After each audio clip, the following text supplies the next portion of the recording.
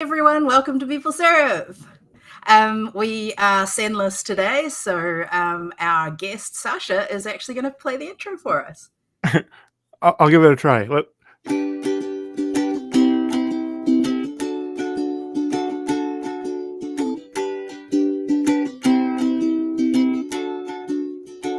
Maple syrup. Hey, I'm no hey singer though. everyone. So, unfortunately, we are having some technical issues at the moment at the Sen end of things. So you're stuck with just me and just our guest for the evening. Sasha, pronounce your surname for me. Jelten. It is just straight up Jelten. I love that. Straight up Cool. Jelten. I just had this horrible feeling that it was going to be like Haltin or something, and I was just going to do terrible things to it. Alrighty. Now, the reason that we have a Sasha on the show is because Sasha and I, to a certain extent, but me mainly being backing vocals, help organize the Playtest PDX group. And so we're going to tell you a little bit about how that group came about.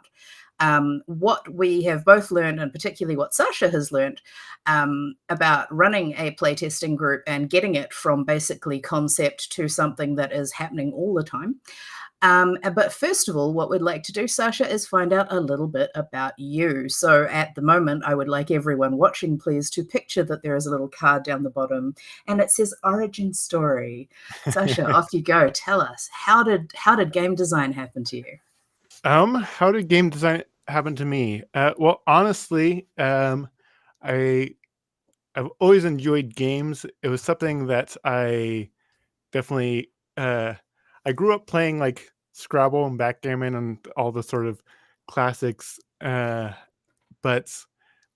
I honestly I didn't have a whole lot of positive like gaming energy from my parents. It was something that I always sort of like hid a little bit. Oh, I you're a was always secret really gamer. yeah.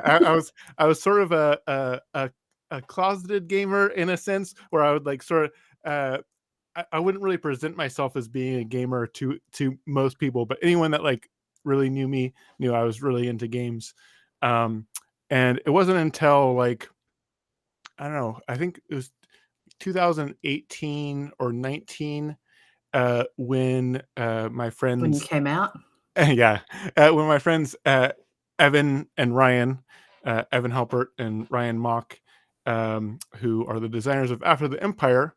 I was friends with Ryan because he owned a game store, and seeing their sort of journey of getting their game After the Empire signed, and seeing that sort of successful Kickstarter and that whole sort of process just sort of unlocked this concept of I could just make a game. Like I there's no like I don't have to be at a certain point in my life or have done a certain things in order to be someone that could design a game.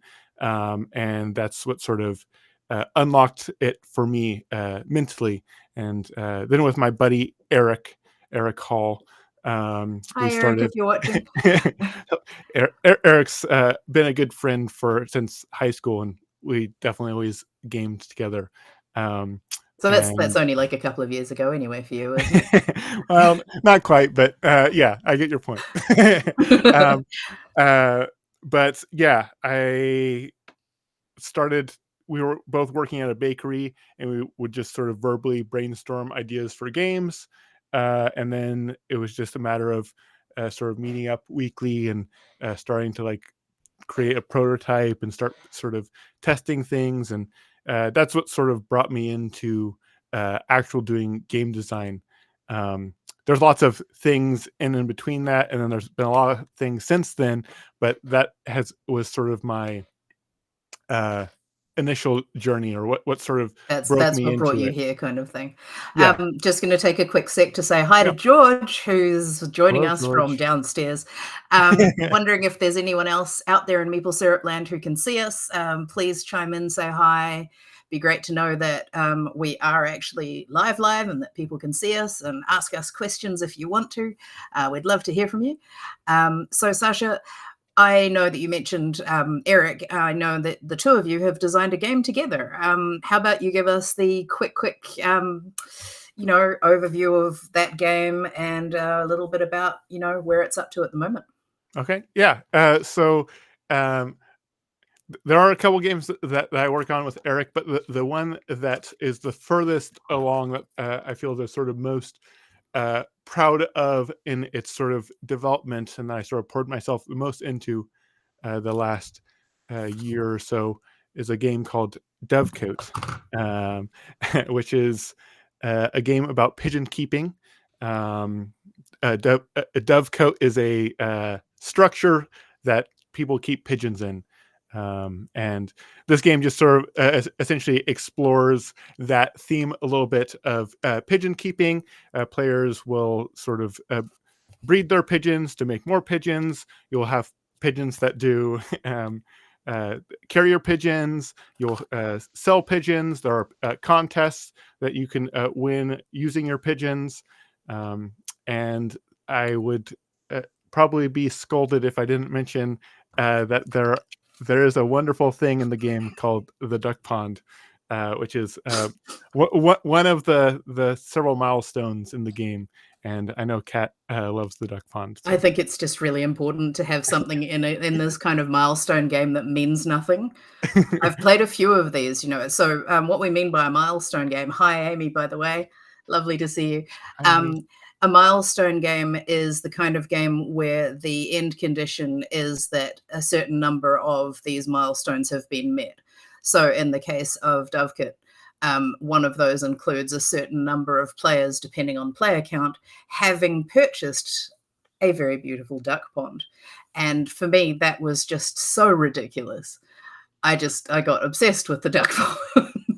It was something that came into the design pretty early on, Mhm. and we did love the sort of concept of having this milestone that it was.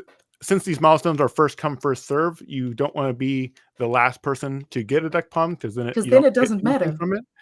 Um, but it doesn't actually do anything specific, and so it was a sort of interesting having to decide like this doesn't actually really help me progress faster through the game, but it is giving me something that actually helps me win the game. So yeah, it was always a fun thing, and It's yeah. nice to have something where you have this decision where you have resources to use and you can use them purely towards the end condition for like that's it, or you can use them towards building more resources. And I think that's one of the reasons I really enjoy that game, and I've come back and played it over and over as it's moved through different iterations during, and this is the main topic of today, playtesting. So what we're actually here to talk about is Sasha's sudden rise from, hanging around being one of the people testing games to being the leader of Playtest PDX, the face, the organizer, the most important Playtest PDXer. What title have you in fact chosen for yourself, Sasha? uh, I usually just say founder. I don't know. Founder. I mean, I it could be CEO, it could be director, oh I founder. this is a project that I've like been really happy to sort of get going, but it's really I feel like I'm just a a piece of it because I have so many awesome people that are really helping me make it sweet, and But the that's the been sweet. way that you get these things to work is you need to have a person who's willing to do the boring parts, who's willing to do the repetitive parts, who's willing to keep things going. Mhm. It's I often use the image with George and myself with a veggie garden. So I will very happily plan a veggie garden. I will research all of the different plants that should go in there and companion planting and the best ways to put them in and how much we're likely to consume of each one and how much each plant is likely to bear when we're looking at, all those sorts of things. I'll do all of that. I'm very excited about that. And I'll do the big bang of installing it. And then I am done. And weeding, watering, I don't really care anymore. I did the fun part and I'm over it. And every now and then I'll take photos and post them on social media. And that's pretty much what I do for Playtest PDX. But what do you do, Sasha? What do I do? Mm. I definitely brainstorm ideas for events. Primarily right now, I'm just running 2 monthly events. So So 2 we have events per month. 2 events per Yep. month, and that is our normal sort of just playtesting meetup thing. But then I've been doing a game jam, a monthly game jam as well, as a way to not only do I just love game jams, and I love introducing people to the concept of game jams, but I think it's also a really cool tool for bridging the gap between people that are passively interested in games and game design and people that are like actively pursuing game design. It's, I think, a really sort of approachable way to just sort of start dipping your toes in it. And it's And also people walking by it get sort of hooked into it a little bit.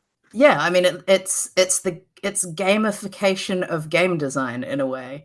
Mhm. Like, it's the obvious onboarding to get more people into design, and of course, everyone, I think, would agree that the more people we have interested in game design, the more people we have trying it out, the more value we will get for game design because more people understand it.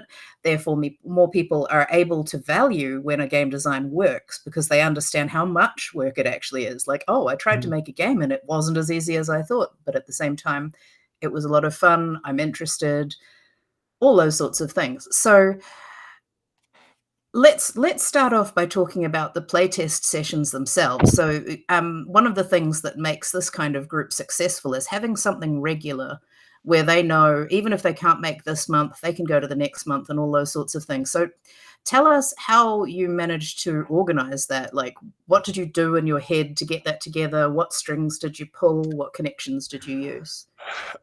Well, I mean, I definitely know the value of sort of having a consistent routine or a consistent thing that people don't necessarily need to know, uh, have the event dates in front of them, as long as they sort of understand the concept of roughly when it is, they can sort of figure it out. I'm talking sort of vague terms, but I host lots of game nights, and I've just found that having a sort of regular thing uh, just enables that thing to slowly sort of grow and get bigger because yeah, not everyone can come to every single one, but if it's a consistent thing and then people see things like, oh, I saw that that happened and oh, I wish I could have made it, then that just gives them a little extra push to sort of seek out the next one. And so yeah, I definitely having a good place for it, which again, having good people around me, uh, Thanks, Evan. I know you're Vince, not watching Evan, right now, but if you ever get Evans, around to watching this one, thanks, Evan. Evans owns a cafe, and so sort of after hours, we're able to host the meetup there. If we didn't have Evans cafe, I would probably be developing my relationships with the different game stores around town. I think game stores are really a great place to host game design things like this. Um, I've been developing relationships via the game jams, which has been fantastic. And yeah, so I would very likely be trying to utilize a local game store or multiple local game stores for playtest events if we didn't have this awesome resource. But yeah. So, thinking about that, so originally the idea for this came from we were at PAX West and we were chatting to. So, I thought, oh, how come there's no Unpub at PAX West? And I had a chat to the people at Unpub, and they had a chat to the people at PAX, and we did an Unpub at PAX West. So I was officially running it, and a bunch of my wonderful friends volunteered to help out so that I wasn't trying to do it on my own. And Sasha was one of those. And that's how we met Bo from Playtest Northwest. And I had vaguely heard of Playtest Northwest, but I didn't realize that it was actually the same kind of group. And I thought, oh, how come there's no Playtest Northwest branch in Portland? And it turns out that Playtest Northwest is actually just Seattle. So we all had a chat about, how playtesting works and how it's often just little tiny groups that don't really talk to each other.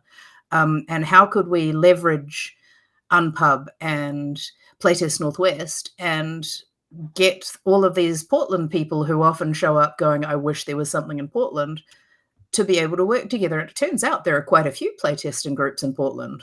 Yeah, and that's actually a really good point. That was a big sort of goal with talking to Bo at Playtest Northwest, was creating a sort of communication. Network? Yeah, Yeah. basically sort of connecting all of these different little groups together and sort of creating something that when people search for a thing like this online, there's like something that they can find that then they can like find other smaller ones maybe that are in their specific neighborhood or whatever from that. But there wasn't really something in Portland that was sort of a catch-all. There were a couple of different little groups that were all doing sort of interesting things, and that was actually a big thing that I was focusing on at the beginning of Playtest PDX, was just trying to reach out to each of these groups and then going to their events and just sort of getting connected and trying to get some cross pollination going. Just getting people to sort of check out different neighborhoods and check out the different events that are going around Portland that they maybe didn't know about yet.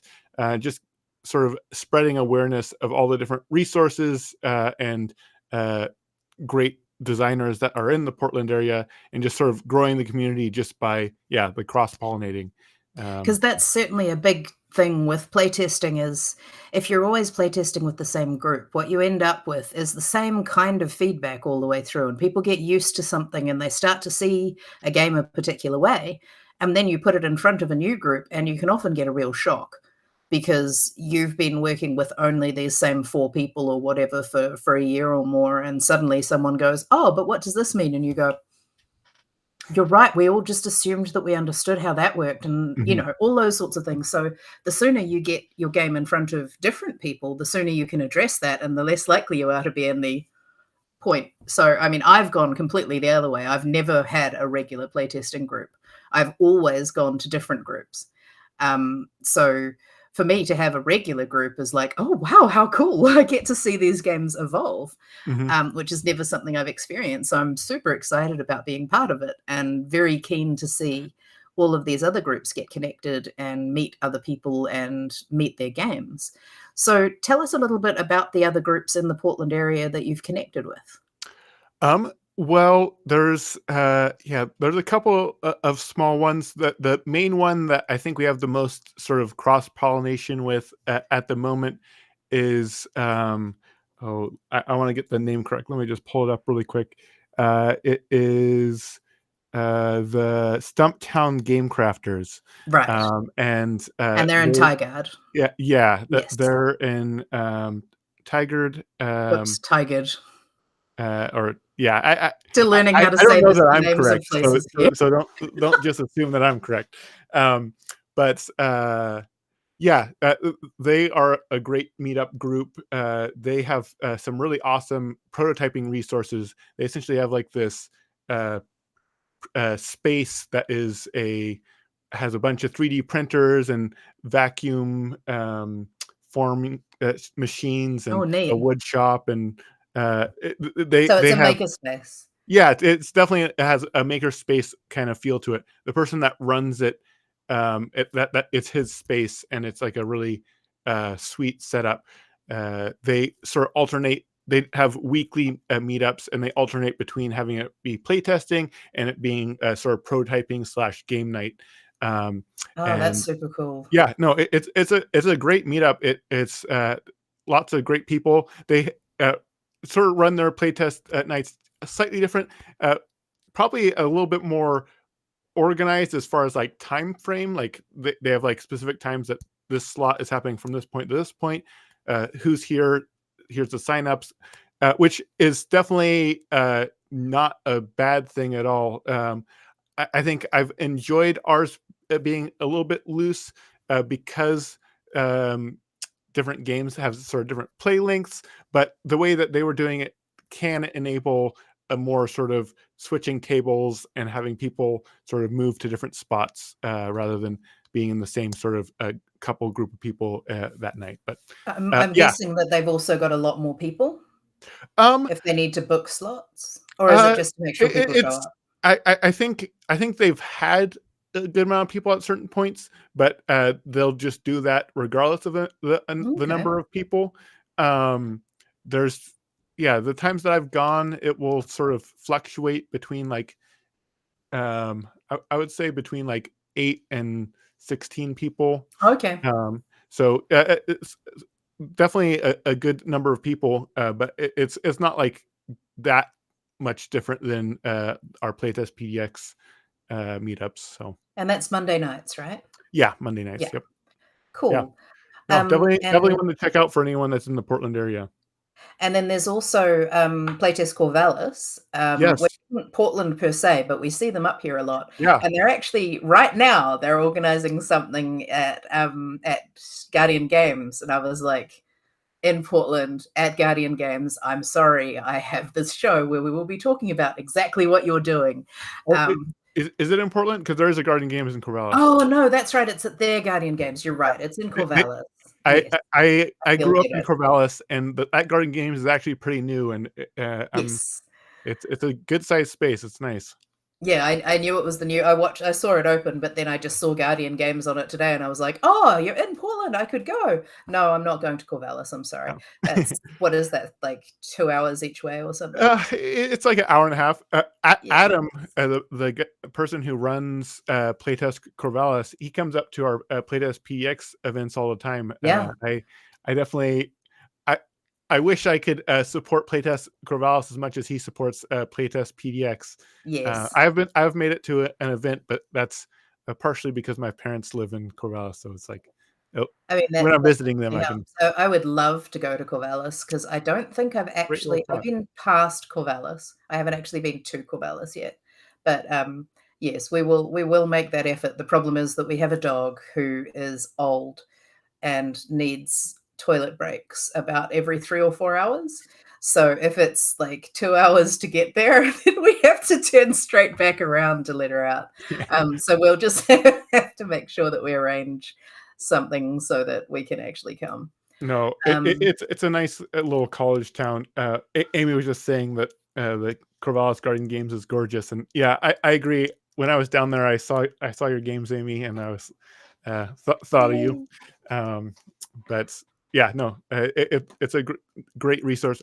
Corvallis actually has for the population, it has a lot of game stores. I was honestly Yeah. surprised that the Garden Games opened just because I knew that Corvallis already had like 4 game stores Oh, I didn't for realize like it had that many. We looked at it because we went down, the coast, last year mhm, to show them BubbleNet and, Intertidal.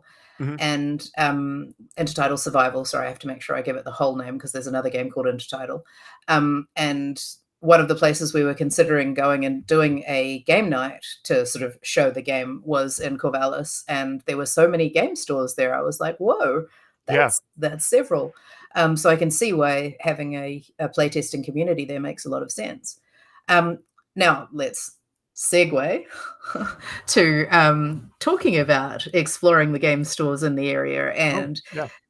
having game jams at them. So, Sasha, tell us about your first game jam. What was the My experience like for you? my first game jam. Yeah. So my first game jam, I think like first official game jam, I think was at uh, Origins last year. I think. The Unpub one. Yeah, the Unpub. Yeah. I had sort of thinking back earlier. I did something sort of in the vein of a game jam before, but it was not like structured at all. I just remember with Eric, I was like, "What if we like uh, smash 2 different mechanics together? What would that game be?" And that was just like a little exercise to get ideas flowing. But my first actual sort of structured game jam was that one at Origins, the Unpub one, Mhm. and I immediately loved it. I always love things like that. As creative challenges are something that I've always been sort of drawn to, and I think are really valuable, not just for my own growth, but also for getting people interested or involved in something. Um, And but you're a musician, so yeah, you understand the concept of a jam session and all of those sorts of things, right? Which is where the concept of game jam comes from initially. yeah, It's the same vibe. no, So, no, like, no doubt. in a music jam, a game, blah, blah, blah, blah, jam session, what happens? Tell me what it's like as a musician to just have a jam. What does that feel like? I mean, it is, yeah, it is a lot of what a game jam is like in the sense that someone everyone will just sort of like maybe do a little something, and then one person's thing that they're doing, other people will be sort of like, oh, that's sort of cool, not verbally saying it, but just like They just sort of then hook into just it sort and of start. transitioning what they're doing to sort of uh, work with what that other person is doing, and then it will sort of grow from that. And then, depending on the sort of style that people are playing, it will sort of have different people sort of taking a sort of uh, step forward in what they're sort of adding or improvising, while the other players or other players, it is other Well, players, players, yeah, other uh, musicians, yeah. are are just sort of supporting that, sort of filling it out and adding a strong base for the sort of improvising that is happening on top, which is not dissimilar from Mm, what a sort of collaborative game jam is like, where there will be everyone sort of has ideas, then one person's idea will sort of like have a little people start bit of going, strength that people are like on and sort of building off of that one and sort of building it up. And other people are just sort of adding little tweaks to this person that is sort of driving the idea forward. And then they'll sort of pass it off to someone else that will sort of drive it forward a little bit more, while other people are just sort of adding onto it. So it is honestly, um, that's what I love about creative stuff in general is uh, mm. a lot of the concepts are so transferable, and just being creative in some way is a way to improve your ability to be creative in all of the different ways. So, Well, yeah. something that's really interesting about creativity is the use of constraints. So, in a lot of cases, if someone just said, play a song, the most likely thing that you're going to do is play something you already know. But if someone says, create a song, you're just going to sit there going, um, but then if they say, create a song and the genre is jazz, I have a structure. Mhm. Okay. And now create a song in the jazz genre, but it's about string cheese. Okay, off you go. You know, you've got enough now. You've got enough bits, and from that, you can go and be creative. And for me, that's the kind of thing that I find really useful because if someone just says, create a song, I'm like, Being I don't given know. bounds can help a lot Exactly. with Because they're prompts, but they also sort of tell you where to stop, right? Because you're not going to make a death metal song if you've been given jazz initially, but it Mhm. could end up there, and that would be Yeah. amazing because if you got like a jazz rooted death metal song, that could be really cool, especially about string cheese. No, and the awesome thing about having the sort of creative balance in a challenge is figuring out ways to sort of like bend how it how the bounds work. Like, you have this box and you're sort of told to do something that's in this box, and you like figure out a way to sort of not quite be in that box. And that is Yep. like so much fun and really rewarding. And there's certainly times where you don't have to push boundaries. You can just sort of work in this box. It is definitely, but the number of times that I've told myself, yeah, I don't know, I'm just going to sort of stay in this box, and then I'm working in this box, and all of a sudden I start getting outside of this box and like adding all this weird stuff, and it becomes like something really cool. Just like starting to work in this box is the sort of jumping off point for, I don't know, so many ideas. But And the thing that I find really interesting, so I've sort of coming from a creative writing background, mhm, I'm very good at writing prompts and coming up with ideas to get people started in ways that don't tell them too much about what to do. So, a really good word example of that is if I said fly, mhm, well, you might think to fly, you might think a fly, you might think a fly like a blowfly, you might think a fly like a zip, you might think a fly like, I mean, there are, like a fishing fly. mhm, You've already got like instantly all these different ways to go. But if someone had changed that prompt and they'd said to fly, so making a good prompt is a big deal, like mhm, being able to do that. So attending a game jam is awesome. Running a game jam is awesome, but it's a different animal. So what you've been doing, Sasha, is you've been doing monthly game jams, which allow you to sort of form those relationships with local game stores as well, which mhm. is super cool. But on top of that, this month you set yourself a bit of a challenge. So tell us about Love your a challenge, Sasha. love a good challenge. So yeah, this month, so coming from a music background, I've done Januaries before. The concept Ah, of a January is every day in the month of January you do a jam, and that's where the so idea came from. yeah, Okay.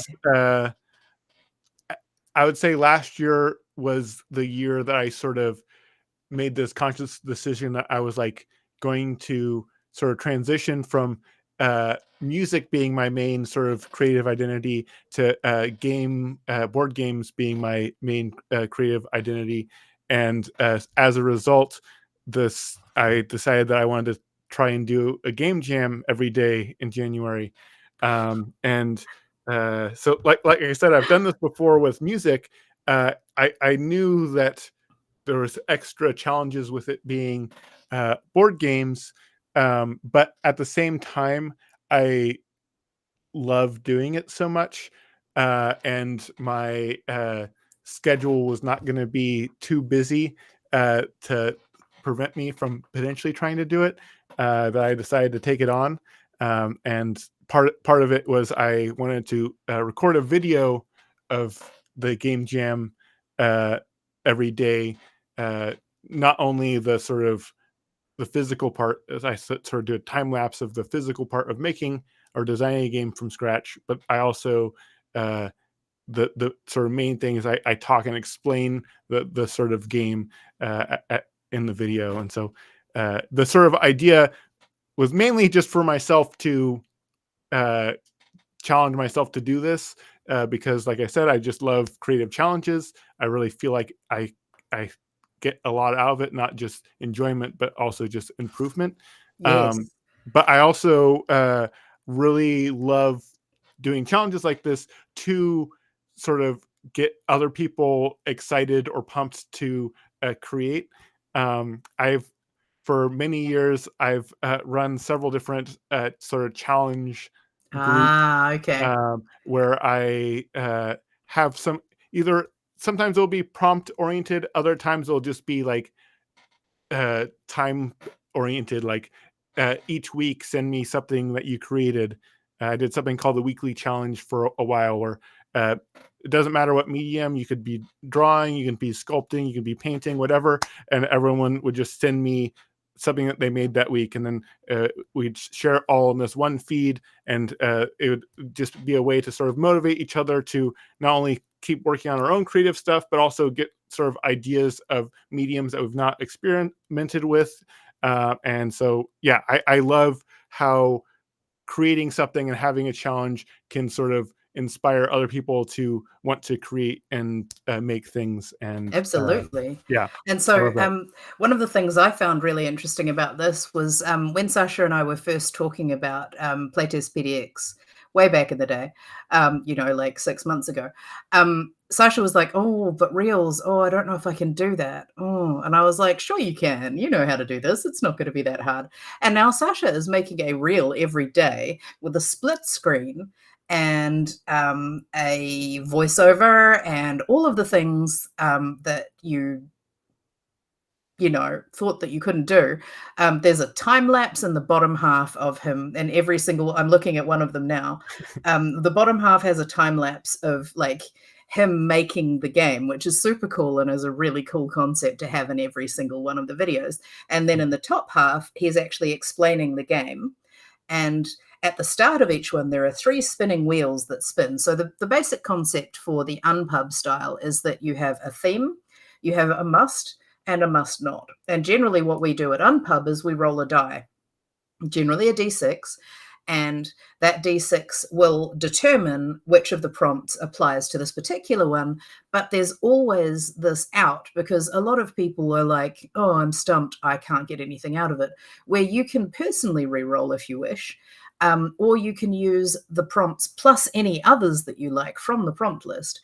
So that's sort of, it's a way out of the constraints, but it's also a way to kind of add some stuff. So if there was something you really wanted to include, you can. Mhm. And what Sasha's done, and he's taken that to like these big wheels. How many options on each wheel, Sasha? Is it like 25, 30? Well, each time I do one, I take it off the list. I think and I've also added some since I started. I think at the highest point, one of them had 28. But yeah, in the lowest point, one of them had 6, and I had to like ask people to give me some more. Feed some Um, more in, yeah. but yeah, so it's sort of they are these sort of big wheels that will sort of change up, and yeah, And so I I'm scrolling down and I'm looking at them. Now you're up to day 24 of these, which luckily matches today being the 24th here in the USA. In the past, sorry if you're watching from the future. Um, Hi, New Zealand. If anyone's actually watching us. And I'm looking at them all and I'm seeing like day after day after day after day of you coming up with ideas. How long does this take you each time? oh, uh, oftentimes I spend more time on it than I set out to. Uh, there's definitely days where I am able to sort of get the whole process done in what I consider to be a reasonable amount of time. Um, What was the time you set yourself for this to take, for each one to take? I told myself that I wanted to spend an hour, maybe an hour and a half, doing the jam, Mhm. and then uh, And then 5 minutes doing the video afterwards, right? That's how long it takes, right? Right? yeah, I came into this knowing that the video making was going to be the hardest part for me to maintain. Uh, It's getting faster though, I bet, right? I've certainly developed all sorts of workflow things to improve it, but it's definitely something that I think I could do daily game jams for a while if I didn't have to make videos on them. Uh, the sort of stress or the sort of anxiety of doing the daily challenge is almost entirely The the video video. making side of it, Yeah. which I've learned a lot, and I'm very appreciative for doing this challenge and how it sort of helped me get better at these things. But it is something that is it It's definitely takes extra time. pressure. It's extra pressure. I hear you on that because I've been trying to find which of the, because, I know, like, for Drea Inc. and for Maple Syrup, I need to be producing content to keep people interested, to make sure that we stay in their feed, all of those sorts of things. And we have so many different channels to cover across across both brands. And so I'm trying to make these videos and thinking, oh, okay, I need to get them on YouTube. So I have to film this way, but I also need to have them for reels and everything else this way. But I have to remember that they have to be able to fit into Instagram reels. So they can only be 90 seconds. But TikTok allows me to have longer ones if I want to put them on there. Yep. But then I have to understand when they'll be cut when I move them across. So I have to actually make a 90-second one and then add bonus if I want it to be longer than that. So maybe I'll just keep it at 90 seconds. Okay, so No, I was definitely learning all of this. So I had never made a TikTok video before the 1st of January, and I made. But I'm doing all of the editing and sort of the initial creation of my videos on TikTok. So it was definitely a lot of sort of learning with where the sort of time constraints are for the different platforms, because yeah, there's also the Facebook Reels have different constraints than the Instagram Reels, and there's like Yeah. things At that get least the cropped aspect really ratio doesn't differently. change too much Yeah, because it's the same that's aspect ratio, but sometimes like the embedded videos in like on PC is they on show Facebook is you get different, and yeah, cutting over the there's all yeah. sorts of little things that I've gradually been Oh, learning, and like each of the different things have their buttons in different spots. So if you like have text on the screen, you don't like want the buttons covering the text, and all these little yep. things that have been all part of the learning process as well. Um, but ultimately, uh, I've You've been gotten so doing it many though. awesome people uh, sort of showing support and expressing interest in starting to mess around with things on their own. And our Playtest PDX Discord server has been great at having. I have several people that have been coming up with their own daily game jams ideas or brainstorms for each day, which is awesome, and definitely helps keep me motivated and going forward with my own. So And we yeah. will be dropping the links to these in the Oh yeah. comments for this later. I can't show you those or put them into the public chat right now because I don't have that access. Um, but we will come back to this, and they will be in there in the comments for you, as well as Sasha's TikTok and so on, so that you can actually go through and look at these. And I have to say, I mean, I watch them as soon as they come across my feed, which isn't necessarily every day, but I've, every now and then I have to catch up on yesterday's one and those sorts of things. Mhm. But they're, I quite like to just stop it as soon as I've seen the prompt and think, what would I do? And that in itself is such a service to the game design community just to have Mhm. that and then show, well, this is what I did. Mhm. And you now have 24 new potential games, Yeah. and you will have however many days there are in January games. What are you going to 31. do after that? How's that going to feel? Um, oh, Amazing. I've definitely been thinking about it. I have definitely been surprised. I don't know if I should be totally surprised, because I feel like every time that I do a game jam, by the end of the game jam, I end up like liking the game more than I expect that I would like it. But I do feel like a good number of these games are games that I actively want to come back to and sort of develop. I've thought about sort of having an extended challenge type of thing where I like, instead of doing daily videos, I do like a weekly video where I sort of come back to one of the daily videos that I did in January or something along those lines. I haven't It's very totally interesting decided yet. content as well. Yeah, I Like think people will want to follow that. I I do really love get like one of the things that gets me most motivated to make things and sort of push forward with my creative projects is sharing what I'm passionate about in a way that gets other people passionate about it.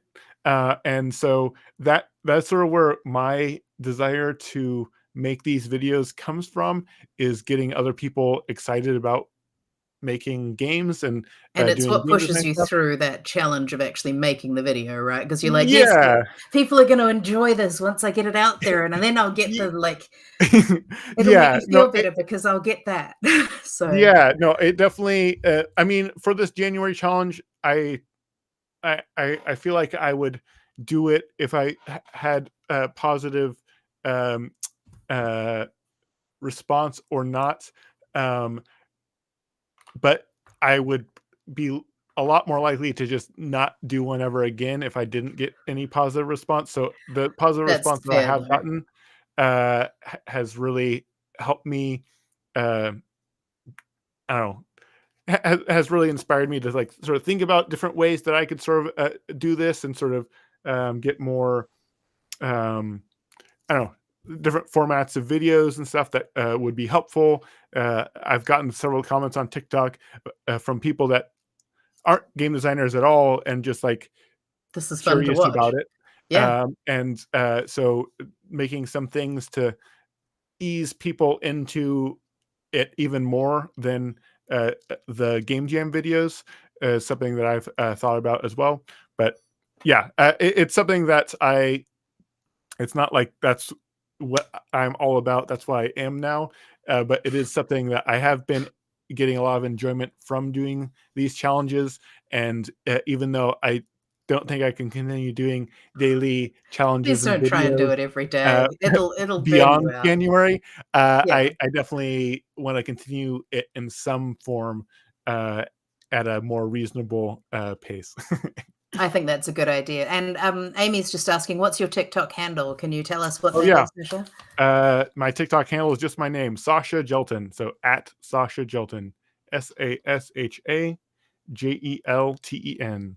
I'm going to Um, hold that up on a piece of paper. So okay, I'm just perfect. going to swap the camera across again because I don't like it this way because I can never figure out what I'm doing. But that is the Nice, handle there for everyone. And then we're going to go back to normal camera. Yay. nice.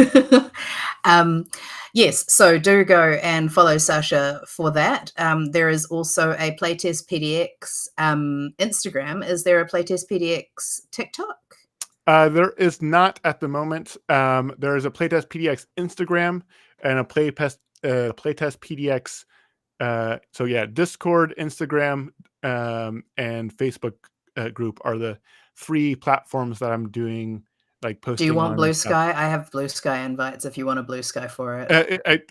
I'm not opposed to it, but I also want to have it be platforms that I know that I will Use. actively use and maintain. I hear you. Um, There are uh, so many. As I yeah, was saying earlier, it's like I,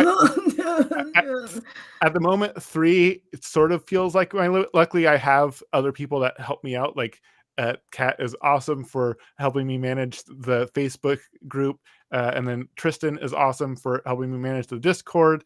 The ah, Instagram, I've cool. mainly been, doing myself, but, it's n relatively simple to manage.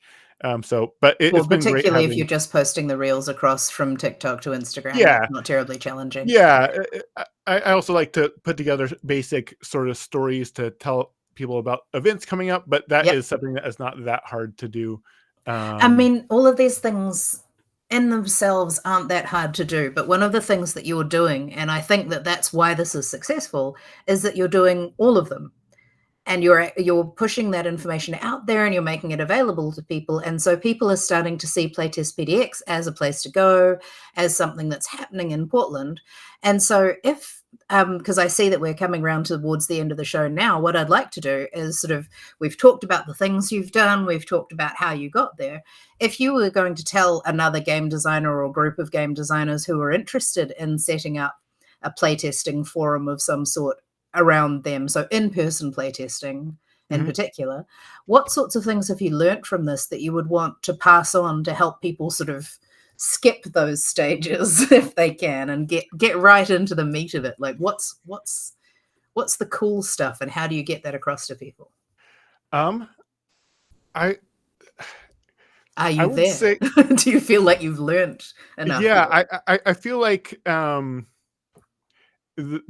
biggest sort of lessons for sort of developing and creating a community, which I guess is at the core of what the question Yes, is. that's basically what you, yeah. Um, I think finding a good space, I think, is important. I definitely sort of lucked into having a good space with Evan's Cafe, but developing just like a good relationship with either whether it's like a bar, a restaurant, or a game store, ideally. But not everyone has good game stores around. But if you have a good local game store, definitely developing a relationship with uh, the a venue owner that has tables that allows a space for you to sort of invite people to sort of play games. Um, Just then a little plug to say thank you to Evan there. Oh yeah, yeah. Yes. Evan is his space is fantastic. But yeah, getting a good space that you can have a sort of consistent event.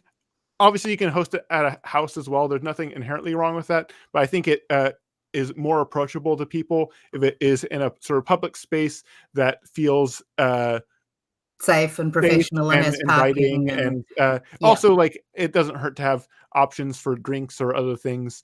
But I think having something that is consistent, that feels approachable and safe, is a really important thing for creating a good sort of.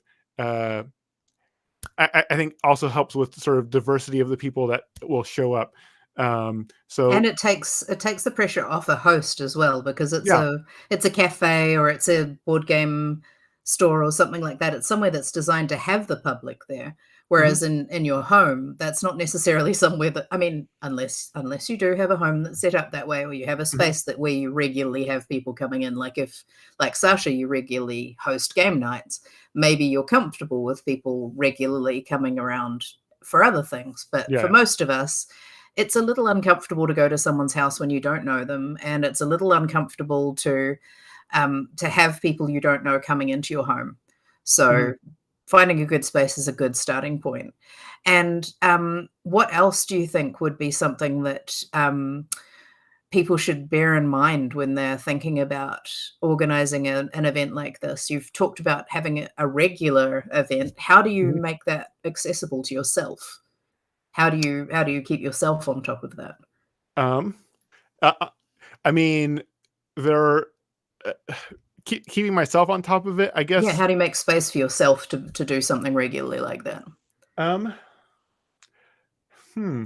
Or That is that that is just easy for you? that is an interesting question, because it's not something that I feel like I actively think about too much, because I've been so sort of comfortable hosting like game nights and stuff, that I definitely think that having using tools like Facebook events or something as sort of reminders that things are coming up, or a sort of place that I can like lock something in, or feel like I'm locking it in, that certainly helps with organizing it, or feeling like it's something that's actually going to happen, and that occasionally I'll get reminders that it's going to be happening, or it'll show up somewhere that will remind me that it's happening.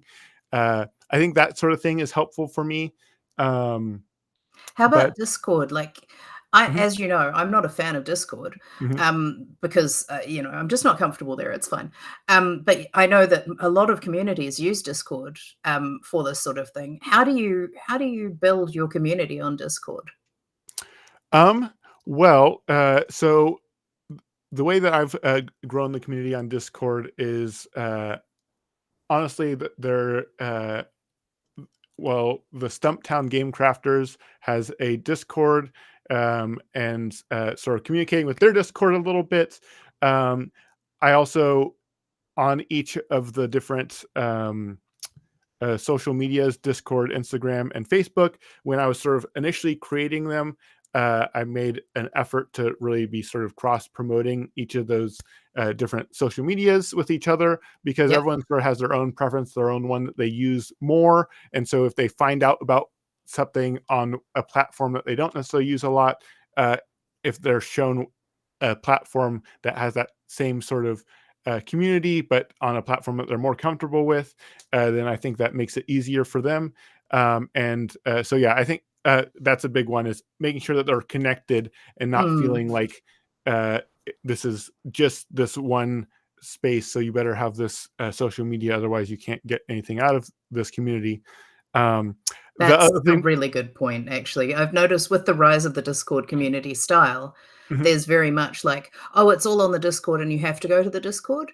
Mhm. And I haven't really seen that happen previously. Like, people will say, "Oh, it's on Facebook, but it's also on the website and also on the," but Mhm. now it's very much, it's just on the Discord, you have to go to the Discord. Mhm. And for me, that feel when it's something that you have to be invited to, Mhm.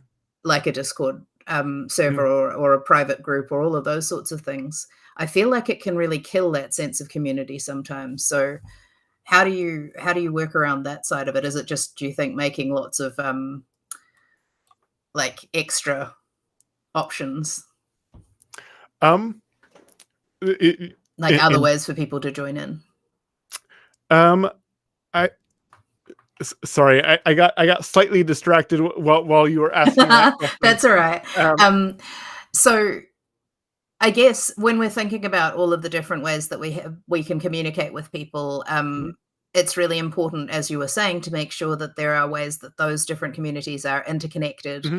and that people don't feel forced into only going to one particular Hmm. online group. Yeah, yeah. And in terms of making it accessible to people to attend in person, Hmm. it makes sure that it's a safe location, that it feels public enough, but Hmm. not so public that it's dangerous. Um, are there other things along those lines that you think are important for people to consider? Um, yeah. Oh, this was actually one that I guess I wanted to mention earlier that I sort of missed, or I didn't. It wasn't in the front of my head initially. It's something that I've learned to be more cognizant of. Is not everyone that is uh, interested in interacting with a playtest group is a designer. Yeah, And that's something it's a good that point. I definitely I get so sucked into this sort of concept of you just need to start game designing. Everyone should be a game designer. That I will sometimes find myself just expecting anyone that is playtesting games to be thinking like a game designer or wanting to design games. But what I found is there's a lot of people that are just like love games and really enjoy seeing sort of games develop and stuff, but don't necessarily have their own strong desire to create their own games, but they enjoy being a part of this process of sort of playtesting and everything. So giving sort of avenues and specifically being able to speak to those people when you're posting about things, or not discluding them, or not making sure to include them in the way Yes, that you're speaking about events, and the way that you're sort of like, if you're all your posts are saying bring a designers, game come to design, this. or Yes, uh, make sure to bring a game design, that just saying things like that will uh, gradually, I think, have this sort of effect of pushing non-designers away. And it's very, very good non-designers point. are really important element of playtesting. Yes, we And love you. Please, please yes, keep coming. yes, and honestly, I just having more people in general is fantastic. So don't Yes, push anyone away if possible. But that's that's something that I so important. specifically uh, have gradually, hopefully, been getting better about, because it's something that I recognized. We have some great just play testers in our group. I think one of the things that I really learned from Unpub was, because I attended my first Unpub, hat, in fact, this BGG that I happen to be wearing right now. And so that's only like 5 minutes ago in terms of like how long I've actually been playtesting. Hmm. Um, and almost immediately, I had people who were not game designers and who had never playtested a game before sit down to play my game. And very quickly, I learned, to say, hey, so what level of experience do you have with games? Like, what kinds of games do you like to play? Are you a game designer too? And then make sure that I thank them regardless, Hmm. but particularly if they're not game designers and if they've never playtested a game before, and make sure that their experience of playtesting is like, wow, this was cool and I got listened to, and Hmm. people explained what they were doing with my feedback, and when they were taking notes and what they were taking notes about and all those sorts of things. So for the people involved in it as well, I think it's really important to remember that. Um, and look, we're just about at time now. So I think we've done really well, actually, given we had no little title cards to hold up and things like that. Sasha, normally what we do at this point is we talk about where we can be found on social media Hmm. and our Patreon and things like that. Now, I can't hold those cards up, but I can say that Sen, who is with us in the comments but not actually able to be heard or seen, can be found at Sen-Foong Lim on Twitter and Blue Sky. I can be found at Drea Inc. on all the things. And Sasha, where can we find you? Oh, Oh, look at uh, that. uh, oh, yep. You can find me at Sasha Yes. Jelten on TikTok. That's I'm still new to TikTok, but all of my daily game jams are on there. So if you're interested in following along with those, or just seeing them, that's where you can find that. On Facebook, I'm Sasha Jelten. I'm the only Sasha Jelten, so basically, you can just search for my name, and you should be able to find me. I haven't come across anyone that is trying to stealing my identity, but doesn't mean it won't happen. I But mean, for you've just now, asked for it now, really. exactly, You exactly. know, it's No this one is in the what's gonna chat steal my happen. identity, please. Yes. Um, Okay, so we are now at final advice. So, if you were going to give a final piece of advice of any sort about any topic, Sasha, what would it be? um, Just to our listening public. my favorite piece of advice that I use for myself is actually a quote from a movie, and I don't actually, I don't think I'm going to say what movie it's from, Just give us but the quote. it's uh, "Be the flame, not the moth." This concept of being passionate about things will draw people to you, and rather than just trying to go to where cool things are happening, like sort of creating cool things, and people will sort of be drawn to that. Yeah, that'd be my advice. Sounds like be the flame. Yes, be the flame. I feel like that's from a boxing movie. Um, It's not. It's yeah. I know, but it If you feels like Google it, it you could find it. should But be from a boxing yeah, movie. I could see that. Um, yes, and next week, what we have coming up is an interview with the fabulous Marcus Ross. So I will tell you more about that on the day, because we don't have any cards to hold up to tell you about that either. This is great fun. Look, Sasha, thank you so much for your time. I'm really looking Thanks for forward to having me. SashaCon, where we're going to get to play all of these, what is it, 31 new games potentially, and just help you decide which, and I'm going to say all 31, should be developed. Yeah, There are 31 months this year. I'm sure you can do yeah, 31 by the yeah. end of the year. Easy. That's how years work. Mhm. So I think that's everything that we have to cover, folks. Thank you so much for bearing with us through our technical joys. And Sasha, it's been really great having you on. Everyone, Thanks if for you're having me. looking to join in with Playtest PDX, we would love to have you. Our next event is This Friday, this uh, Friday. the 27th, I want to say. I Yeah, can't remember what day Friday is, but it's this Friday. So if you're in the yes. Portland area, come check it Come play out. games. You do Yeah, not need to be a designer. I would love to correct. see you come Yes. play. And thank you so much, everyone. That's us over and